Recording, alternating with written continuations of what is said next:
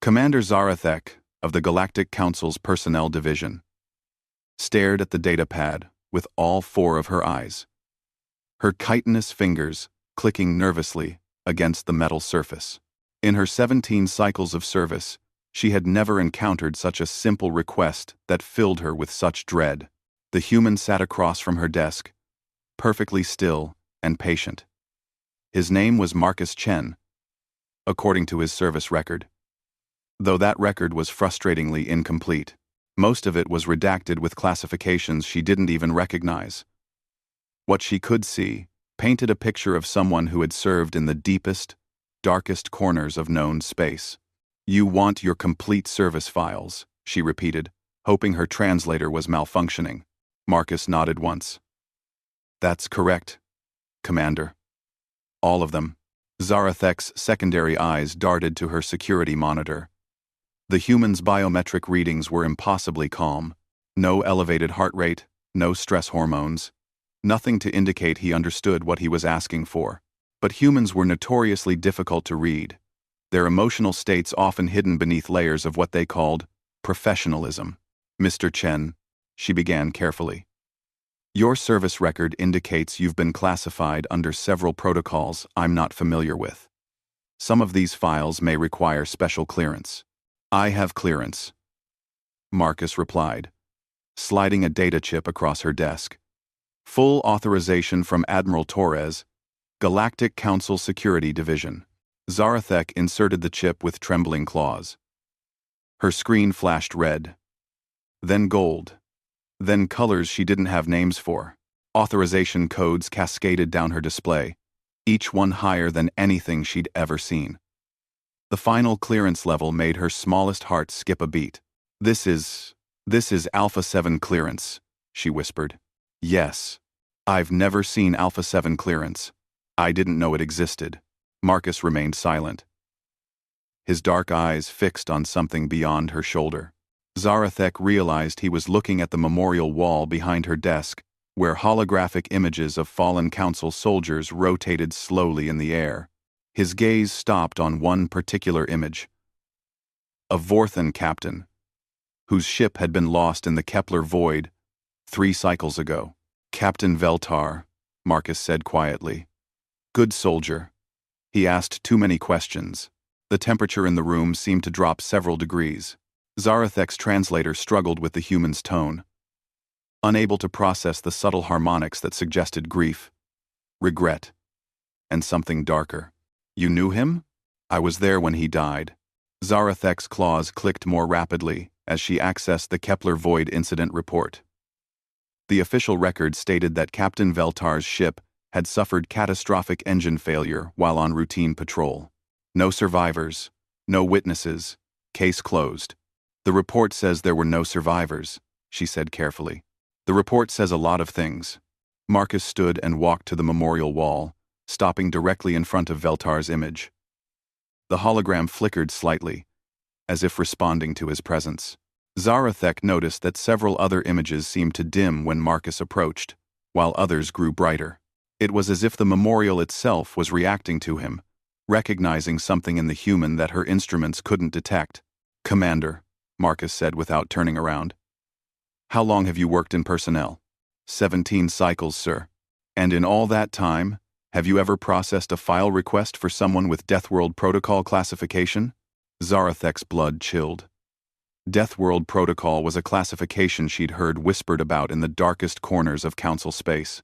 It was supposedly reserved for species so dangerous that their very existence was considered a threat to galactic stability. But those were just stories, weren't they? Myths told by junior officers to frighten each other during long shifts.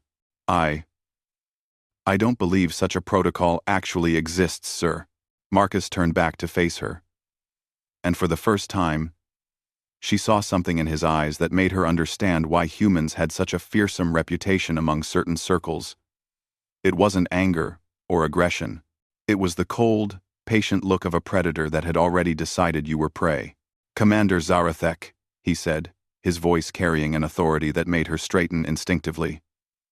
"I am formally requesting all files related to my service record, including but not limited to all Deathworld protocol documentation, operational reports, psychological evaluations, and classified mission briefs. This request is authorized under Section 7 of the Galactic Personnel Code and backed by Alpha 7 clearance. Sir, even if such files exist, the security implications are not your concern. Marcus returned to his chair with fluid grace that reminded Zarathek uncomfortably of the apex predators from her homeworld. Your concern is processing my request within the legally mandated time frame of 6 standard hours. Zarathek looked at her chrono display. It was 14:30 Council Standard Time. That gave her until 2030 to compile and deliver what could potentially be the most dangerous collection of documents in Council history. Mr. Chen, she tried one more time. Perhaps I could contact Admiral Torres directly to confirm. Admiral Torres is dead, Marcus said matter-of-factly. Killed in a shuttlecraft accident 4 days ago, along with General Kavash, Director Helm, and Sub-Admiral Ort. Curious how many senior officers have died in accidents recently, don't you think? The implications hit Zarathek like a plasma bolt to the chest.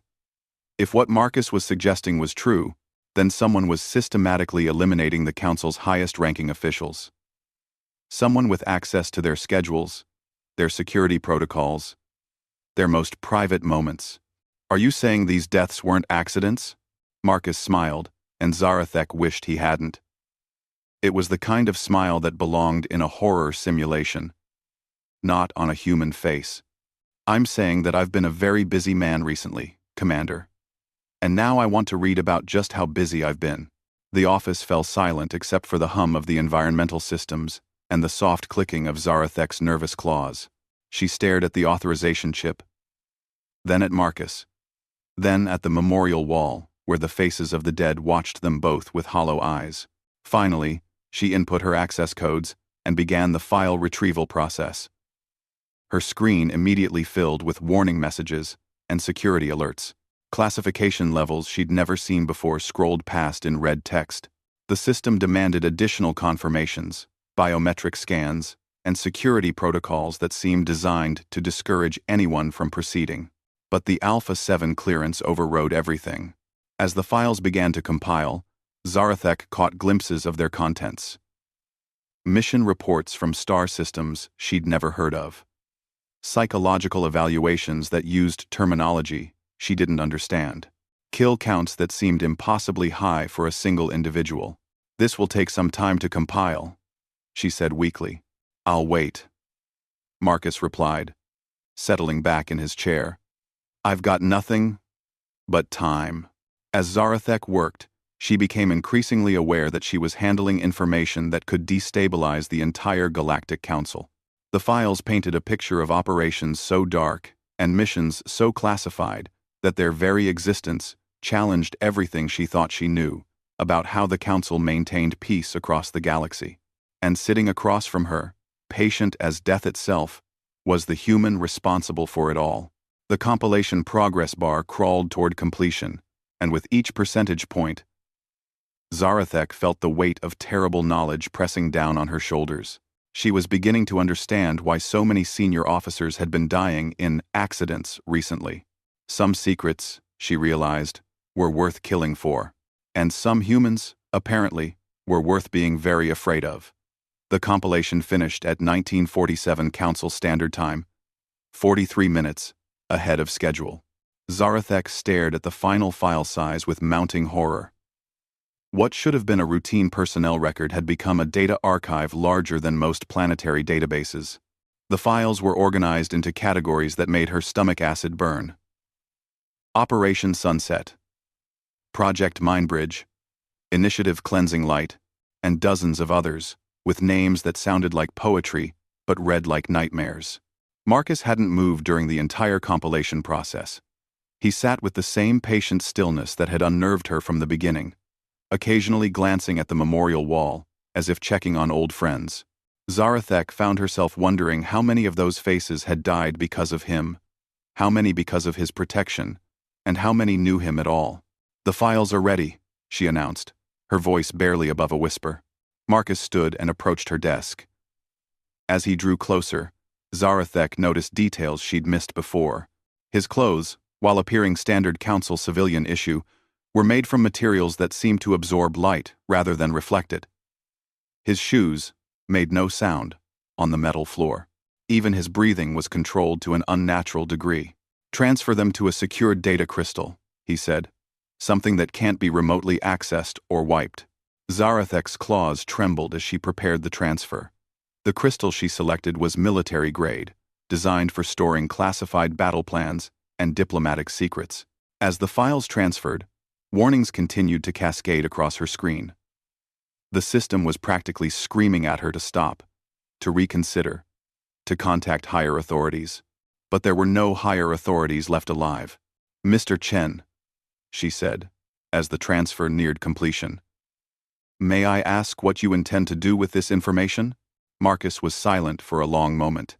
His eyes focused on the data crystal, as if he could see through its surface to the terrible truths contained within. "I intend to remember," he said finally. "They've been very careful about making me forget. You see, chemical treatments, memory suppressants, psychological conditioning, they wanted a weapon they could control. But weapons that think for themselves tend to become problems." The transfer completed with a soft chime that sounded obscenely cheerful in the tense atmosphere of the office. Marcus picked up the crystal and held it up to the light, studying its faceted surface. "Do you know what Deathworld protocol actually means, Commander?" Zarathek shook her head, not trusting her voice. "It's not just a classification system," Marcus continued. "It's a recognition that some species are so fundamentally dangerous that their integration into galactic society requires extreme measures.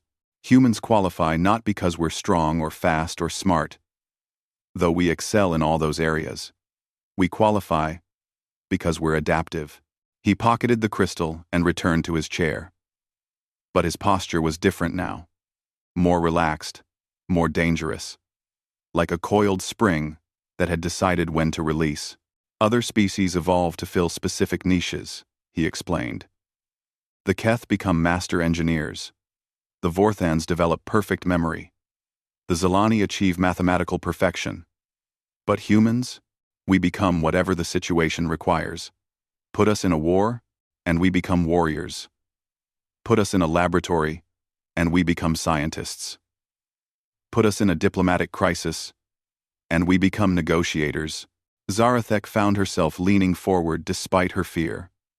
There was something hypnotic about the way Marcus spoke, as if he were sharing secrets that few beings in the galaxy had ever heard. "The Council discovered this early in First Contact," he continued. "They ran tests, scenarios, psychological profiles. They found that humans could adapt to any role, any environment, any mission. But they also found something else." "What?" Zarathek whispered. "They found that we remember.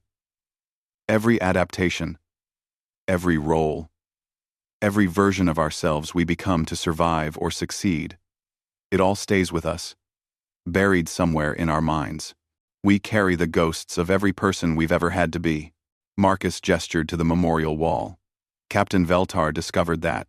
He was investigating reports of impossible operations, missions that required skills no single species should possess, infiltration that required Zilani mathematical precision, combat that required Keth tactical thinking, negotiations that required Vorthon emotional intelligence, all performed by the same operatives. Oh, humans," Zarathek breathed. Humans who had been conditioned to forget what they'd done between missions. Clean slates for dirty work. The perfect tools for the Council's most unpalatable necessities. The room seemed to grow darker as Marcus spoke, shadows lengthening despite the steady illumination from the overhead panels. Zarathek realized that her perception was being influenced by the human's presence, by the weight of the revelations he was sharing. "But memory suppressants don't work forever," Marcus said, his voice taking on a harder edge. "Eventually, we start to remember. Fragments at first. Dreams that feel too real. Skills we shouldn't possess. Knowledge we shouldn't have. And when we start asking questions, accidents happen," Zarathek finished. "Exactly. Admiral Torres was getting suspicious about the correlation between human operatives and certain classified missions. General Kavash was questioning why so many elite units were composed entirely of humans from the same training programs. Director Helm was investigating budget allocations for projects that officially didn't exist. Marcus stood and walked to the memorial wall again, this time stopping in front of a section that showed recent additions. Zarathek's blood chilled as she recognized several faces. Council officials who had died in the past month, all listed as accidents or natural causes. Sub-Admiral Ort, Marcus said, pointing to one particular hologram, was very close to connecting all the dots. He'd figured out that Deathworld protocol wasn't just about classification, it was about utilization, making the most dangerous species in the galaxy into the most useful one. And now they're all dead, Zarathek said. Yes. But here's the interesting thing about memory suppression. It works both ways. They made me forget what I'd done, but they also made me forget who I was before I started doing it. And that, he turned back to her with that terrible smile, was a mistake. The data crystal seemed to pulse with malevolent energy in Marcus's pocket. Zarathek could almost feel the weight of the information it contained, the accumulated sins and secrets of decades of black operations. The files will help me remember everything, Marcus said. Every mission, every target, every order. I followed without question. But more importantly, they'll help me remember who gave those orders, who authorized the operations, who signed off on turning my species into unwitting weapons. What will you do then? Zarathek asked, though she wasn't sure she wanted to know the answer. What I was trained to do, Marcus replied. What I was conditioned to do. What I was born to do. He moved toward the door with that same fluid grace, pausing only when he reached the threshold. Commander, he said without turning around, I suggest you request a transfer to a different department. Personnel division is about to become a very dangerous place to work. The door sealed behind him with a soft hiss, leaving Zarathek alone with the memorial wall and the terrible knowledge of what she had just witnessed. She stared at the empty chair where Marcus had sat, trying to process everything she'd learned. Outside her office, the station continued its normal operations. Beings from dozens of species went about their daily routines, unaware that somewhere among them walked a weapon that had just remembered what it was designed to do. Zarathek reached for her communication panel to file her transfer request, her claws shaking so badly she could barely operate the controls. As she worked, she couldn't shake the feeling that she had just witnessed the beginning of something that would reshape the entire Galactic Council, or possibly destroy it entirely. 3 weeks after Marcus Chen left Commander Zarathek's office, the Galactic Council was in chaos. What had started as a series of seemingly random accidents had escalated into something that defied explanation. High-ranking officials across dozens of star systems were dying under circumstances that grew increasingly impossible to dismiss as coincidence. Zarathek, now safely transferred to the Archives Division, on a remote station near the Galactic Rim, monitored the reports with growing fascination and terror. The patterns were becoming clear to anyone willing to look, though few seemed willing to acknowledge what they were seeing. Director Yilas of Internal Security had died in his sleep, apparently from natural causes. The autopsy revealed nothing suspicious, but security footage showed that he had been alone in a locked room when it happened. No signs of forced entry, no toxins in his system, no evidence of foul play. He had simply stopped living, as if his body had forgotten how to continue functioning. Senator Crevol had suffered a fatal accident while inspecting a mining operation on Kepler 442b. He'd fallen into a processing unit despite wearing full safety gear and being accompanied by a dozen security personnel. The strange part was that none of the witnesses could remember seeing him fall. One moment he was there, the next he was gone, as if he had simply vanished from their perception until his screams drew their attention to the machinery below. Admiral Thexier had died in a shuttlecraft explosion that investigators swore was impossible. The craft's safety systems had been functioning perfectly. The fuel mixture was stable, and the pilot was one of the most experienced in the fleet. Yet somehow, At precisely the moment when Thexir was reviewing classified files related to human operative training programs, the shuttle had disintegrated as if its molecular structure had simply decided to stop holding together. But it was the death of Counselor Prime Velthara that had sent shockwaves through the highest levels of government. She had been found in her private chambers on the Council's most secure station, apparently having died while reading a document. The document in question was a proposal to investigate the Deathworld Protocol program more thoroughly. The investigating team had found her seated at her desk, her body unmarked, her expression peaceful. But the document she'd been reading was gone, and the security recordings of her final hours had been corrupted in a way that the technical staff described as artistically precise. Someone with intimate knowledge of Council security systems had edited the footage with surgical skill, leaving just enough to confirm her death while removing any evidence of how it had occurred. Zarathek understood what she was witnessing, even if the rest of the galaxy seemed determined to ignore it. Marcus Chen was working his way through a list, methodically eliminating everyone who had been involved in the Deathworld Protocol program. But he wasn't just killing them, he was demonstrating the very skills that the program had developed, using methods that showcased the full range of human adaptability. Each death was a masterpiece of applied murder, requiring expertise that no single species should possess. Biological manipulation that demanded healer caste medical knowledge, technical sabotage that required engineer guild precision, psychological warfare that surpassed even Mindweaver capabilities, all performed by one individual who had apparently been trained to exceed the natural limitations of his species. The truly terrifying aspect wasn't the deaths themselves, but how they were being covered up.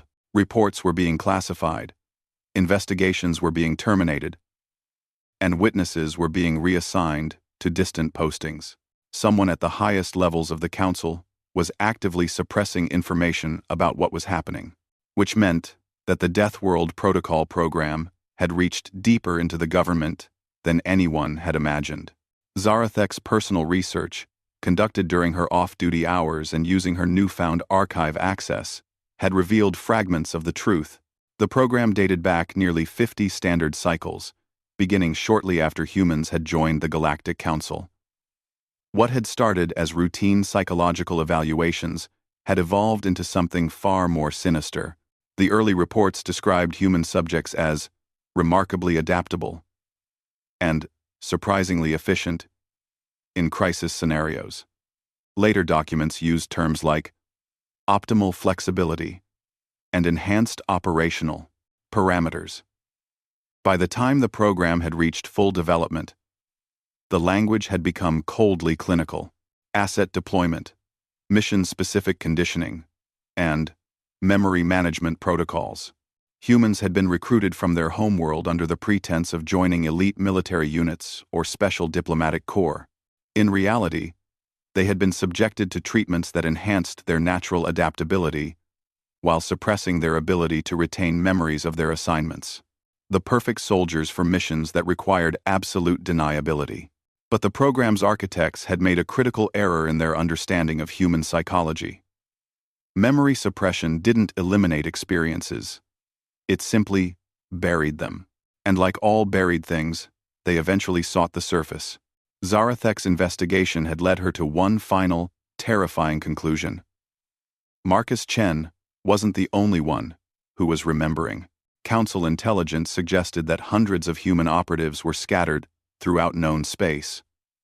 All of them potentially beginning to recover memories of what they had been forced to do. The implications were staggering. If even a fraction of these operatives began seeking revenge against their handlers, the Galactic Council would face a threat unlike anything in recorded history. Trained killers with the skills of every major species, intimate knowledge of Council security procedures, and absolutely nothing left to lose. As Zarathek compiled her findings into a report that she knew she would never dare to file, she received an encrypted message on a channel that officially didn't exist. The message was brief and unsigned, but she knew who had sent it. "Thank you for your assistance, Commander. Your transfer request was wise. What's coming next will require all of us to choose sides carefully. The children of Earth are waking up, and they're not happy about what they've been dreaming. P.S. Check the morning reports from Centauri Station. Zarathek's claws clicked frantically as she accessed the Centauri Station news feeds. What she found made her heart skip in synchronized rhythm. Chancellor Vextor, the highest-ranking member of the Council's Intelligence Directorate, had died during the night. The official report listed it as a medical emergency, but the details were chilling. He had been found in his office, seated at his desk with a datapad in his hands. The pad contained a single document: a complete roster of every human operative who had participated in the Deathworld protocol program. Next to his body, investigators had found a handwritten note in perfect Council standard script. "We remember everything now. Every mission. Every target. Every lie you told us about serving the greater good. You made us into weapons, and then tried to make us forget what we were. But humans have a saying: what doesn't kill you makes you stronger. You didn't kill us, and you definitely made us stronger. Now it's time for you to learn what that really means." The children of Earth. Zarathek sat back in her chair, staring at the report until her vision blurred. The Galactic Council had created the most dangerous fighting force in known space, and then betrayed them. Now that force was systematically dismantling the very organization that had forged it. But perhaps most frightening of all was the realization that this wasn't random violence or simple revenge. The pattern of deaths, the careful selection of targets, the surgical precision of the operations, it all pointed to something far more organized than a collection of angry ex-operatives. The humans weren't just remembering their individual missions. They were coordinating, planning, building towards something larger. They had become exactly what the Deathworld Protocol had always intended them to be: the perfect weapons. The only difference was that now they were choosing their own targets. As reports continued to flood in from across the galaxy, Zarathek began to understand that she had witnessed more than just a file request 3 weeks ago. She had watched the moment when humanity's greatest weapon had armed itself. And somewhere in the depths of space, Marcus Chen and his fellow children of Earth were teaching the galaxy a lesson that would be remembered for generations. Never try to make humans forget who they really are. Because when they remember everything.